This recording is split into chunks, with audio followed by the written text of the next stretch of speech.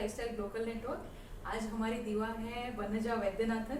सो वनजा की journey in sustainable living has been very exciting from corporate career to farming and then living a fully minimalistic life. So Vanaja, आप बताएं just in brief, how has been your journey in this lifestyle? Thank you, Seema. Yeah, so it's been quite a roller coaster of a journey, I can say that.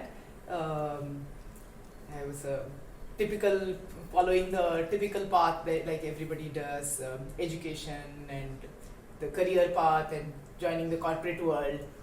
And then the outdoor bug bit me, and I got fed up with the corporate world and decided to give it up. And started going more in the outdoors and trekking and stuff. In that journey, I came across an article about organic farming, and so in a way, it was a very negative article. The article said how organic farming is not sustainable and it cannot feed the millions, and somehow that left an imprint in me, and set me thinking, why is it that something good, organic farming is, I understood it as something natural and good, and it should be good for all of us and for the earth as well as our own bodies. Why is it that that's not sustainable, and why is this Always negative? Portrayed negatively? And that's where our sort of journey started into exploring more about farming and about food itself, what we are eating and what goes into every aspect of our food. So both my husband and I, we had quit our corporate careers by then, and we started meeting like-minded people, people who were already involved in organic farming, or they were involved in getting organic farmers together. And it must have been about 15 years ago. 15 Yeah. years, long time. Yeah, it was 15 years back. So then, but just these few links that we got, people who were already involved, that also gave us hope. Really, these people whom we were meeting, they were giving a different side of the story. Of course, they did not paint a very rosy picture. They said it's difficult. They said it's difficult to convert from regular farming to organic farming and all the losses and everything. But still, they showed us hope, and they gave us a contacts of many farmers whom we could visit. Okay. And we visited many farmers in Maharashtra as well as in Auroville. Auroville as a community, as we all know, is doing great work in organic farming, and that was really inspiring. We spent a month and a half in Auroville working at an organic farm and visiting various other organic farms, knowing more about various kinds of farming, even permaculture. So that was the first time we were putting our hands in mud. Okay. So you actually did farming? Yes. Okay. So every day morning, this was a vegetable farm where we stayed on. Every day morning, we would be allotted duties. We would meet for 10 minutes, the whole team there, and we would be allotted duties. Okay, you have to rake this bed, make this bed, weeding here, watering there, harvesting, everything. So this was an existing farm? It was an existing farm, So yes. did you also try on your own to grow from the scratch? Yes. So after this, we did try. In a way, we decided that okay, we are going to go full-fledged into farming, and we bought a piece of land. But that land was really difficult in a sense that we really struggled and first-hand got to know what is it that our farmers do day in and day out, and how is it that they produce food on our tables, how the food comes on our table, and really the respect went up 100-fold, 1,000-fold, you could say. We were not even trying to farm. All we were trying to do was this piece of land. We were trying to green it because it was barren.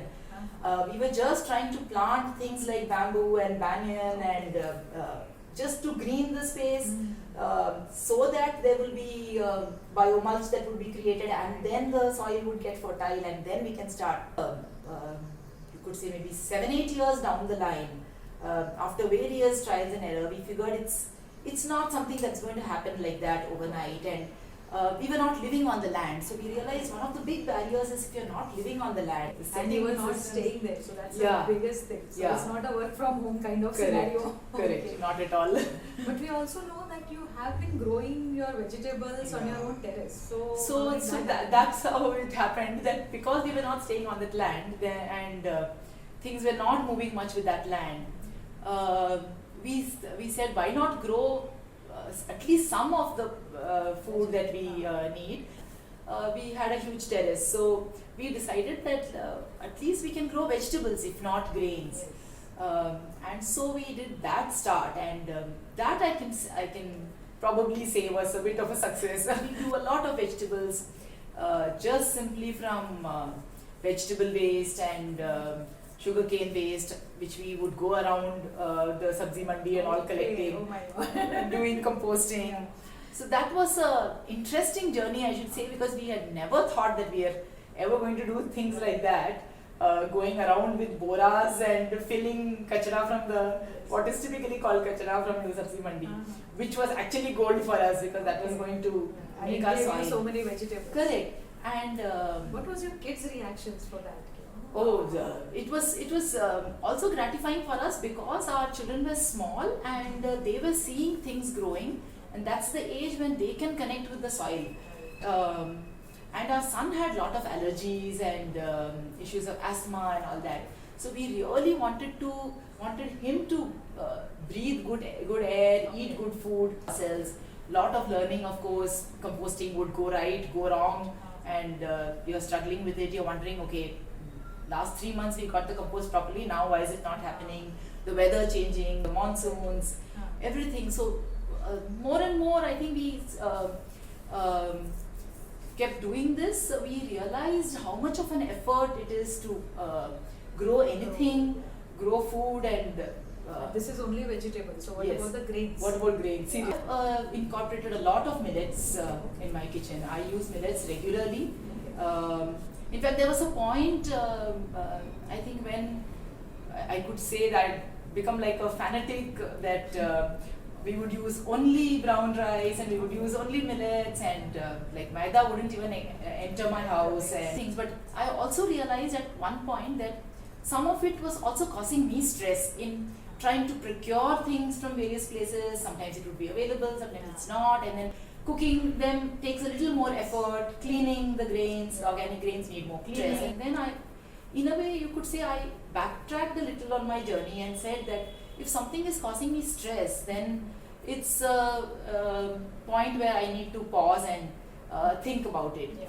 So yes, it's good to eat organic, it's good to eat as many of the traditional grains as possible, but not to stress about it, because if you're stressing about it, none of Enjoy it is it. anyway, So the it's point- affecting your digestion. Yes. So better is to enjoy Yeah. it. Even if it's lesser variety, you try Correct. to enjoy it. And Correct. then eat it.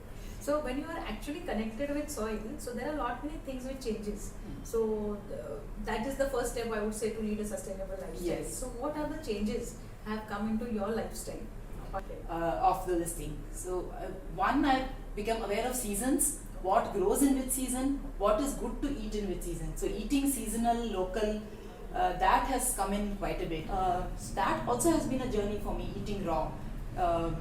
At one point I had gone completely raw. Okay. You're eating only salads and nuts and those kind of things. At least one meal in a day would be completely raw. Okay. But then I realized that was not suiting me, because my own constitution, like according to Ayurveda also, how everybody's constitution is different Yes. and what suits somebody.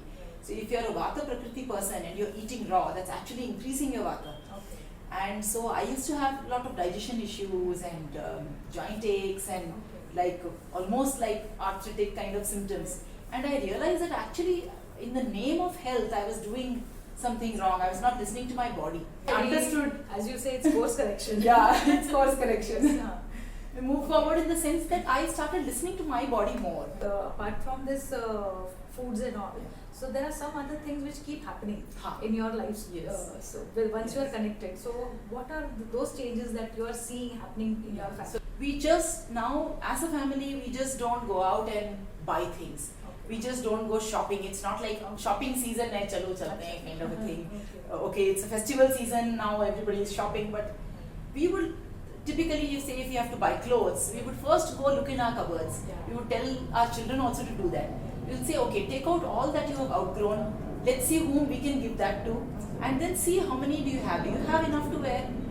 Is there something that you need and you don't have? Then we will go and buy, irrespective of whether it's a festival or not and whether we need to be buying. So there's so much of consciousness in Yes. every step that you Yes. start taking. Completely. Okay. So Totally. anything else that you Similarly, are- plastics. I just totally avoid plastics. Okay. I don't get my children plastic toys. Because the moment they ask for some toy, however attractive it is, I tell them, but that's plastic. You know what you're doing to the earth. So as we do this, since my husband and I are having this conversation, should we buy this, not this, what should we do? The children are obviously listening, and it's sort of seeping into them also. So it's to look at. So I think your kids are also not going to the regular school. Yes. So how is that journey? Yeah, so they go to a Waldorf school. Okay. So right from the beginning, since we had started on this whole journey even before our kids happened, in a way we were aware. So we never even looked at conventional schooling in that way. So what is it that you don't want your children to get from the conventional school? One is of course the whole competition. Okay. Competition, the aggressiveness that comes with trying to be competitive. Okay. I would rather they be cooperative and that they learn to be with everyone, take everyone along and do things, and in that process learn various things. And true education, I believe, is not just that. It's not about learning maths and physics and science, which these days children can learn from anywhere. There are books and there's this plethora of information online, so that they can learn anytime. But what they can't learn on their own is how to be with people and how to work in a cooperative manner and how to develop good values, which is what will actually hold them in good stead. Another thing which has come from the Waldorf system to, I think, all of us in the family is handwork. We all do a lot of handwork. My children also do a lot of handwork. We do knitting, crochet. There's some art or the other happening all the time. And art and handwork is directly linked to the development of will, which is what gives you the will to do anything even later in life. The more you work on your hands, it's touching your heart, and so it's touching your will. So there are days when I am very either stressed out or just running from one thing to the other. But like at the end of the day, I sit for 10 minutes with my crochet needles and a ball of yarn, I crochet a little, and I'm calm. It's such a nice sharing with you. It's like, calming us all around. It starts with such a small step of connecting to soil, and then everything True. just connects. True. So we thank you very much for sharing this entire knowledge and the entire journey that you have gone through. And we wish everybody a very happy Navratri, happy Dasera, and keep liking, sharing our channel, Sustainable Lifestyle Local Network. Thank you, Thank Seema. you. Thank you, everyone.